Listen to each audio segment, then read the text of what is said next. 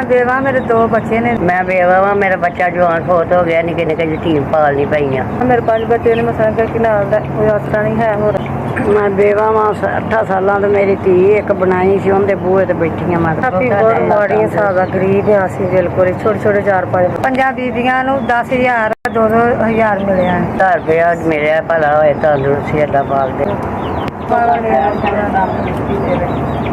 ने भी भेजना, अल्लाह सोना दा भला करे, तंदुरुस्ती देवे।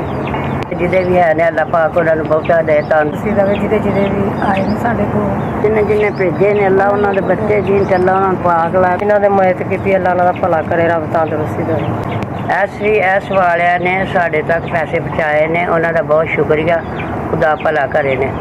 SBS वाले तंदुरुस्त दे भला होए ना, मेहरबानी। SBS वालियां ने पैसे पहुँचाए ने सानू, अल्लाह उन्हां दा भला होवे, तंदुरुस्त। BS ਤੁਹਾਡੀ ਤਰਫੋਂ ਸਾਨੂੰ 3000 रुपया मिलिया, ਤੁਹਾਡੀ बड़ी मेहरबानी, अल्लाह जिंदगी तंदुरुस्ती दे ਤੁਹਾਨੂੰ।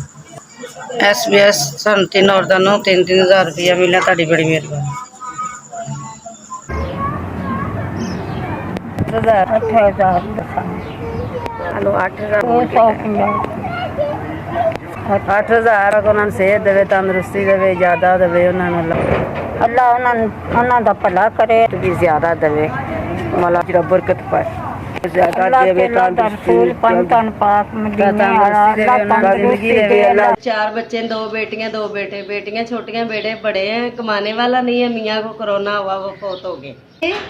SB ਤੁਹਾਡੀ ਬਹੁਤ ਮਿਹਰਬਾਨੀ, ਸ਼ੁਕਰੀਆ, ਤੁਸੀਂ ਮੈਨੂੰ ਗਰੀਬਨੀ ਦੀ ਮੇਰੀ ਮਦਦ ਕੀਤੀ, ਪੈਸੇ ਪਹੁੰਚਾਏ, ਅੱਲਾਹ ਤਾਲਾ रंग लावे।